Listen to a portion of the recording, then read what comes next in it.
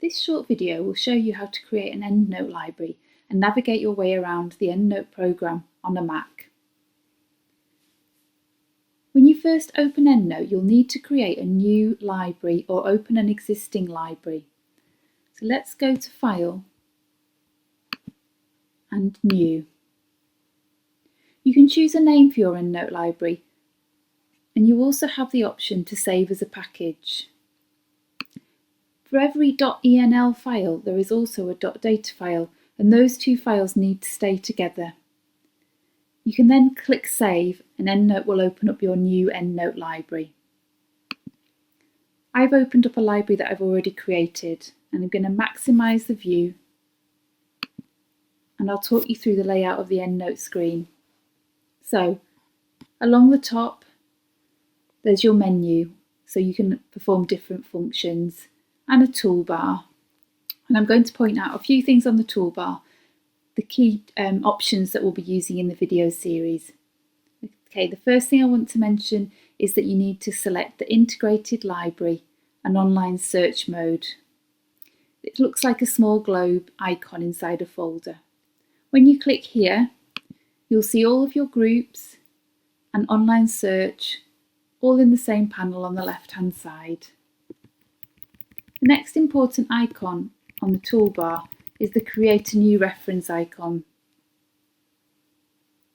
and we'll cover this in a later video. Every panel in Endnote can be dragged across and resized, so depending on your laptop screen size, you can make it suit you. This blue-grey panel on the left-hand side shows you everything available in your library. So you can see all your references, you can see online search, you can go to find full text, which we'll cover in a later video, and you can also see the groups that you've created. So you can see I've got a number of groups here. To add a group, if I go up to the file at the top and go to Groups and Create Group, and I'm going to call mine Child Soldiers and save. This helps you organise your Endnote library.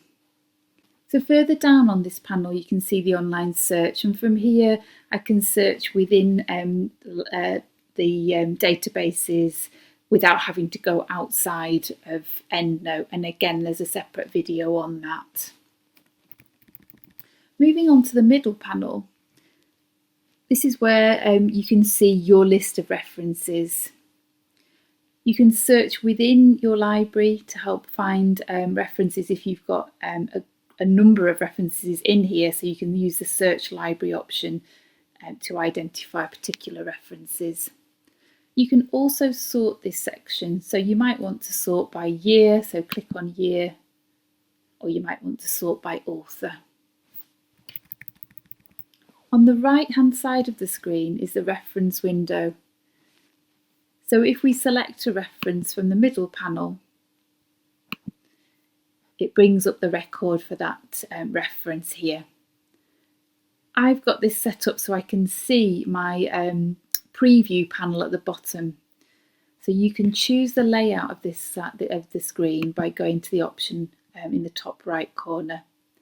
And here you can choose whether to have your preview window, to have a PDF on view as well. So choose whatever suits you. So this preview window at the bottom will give me the example of the reference. So I can go into the drop-down menu and choose my particular referencing style. So I'm going to go into APA 6th edition. There is a Harvard Lancaster University Library version. If it's not showing in your drop-down list, there is a video in this series that will help you to add that to Endnote. Okay, so now we're ready to start collecting references.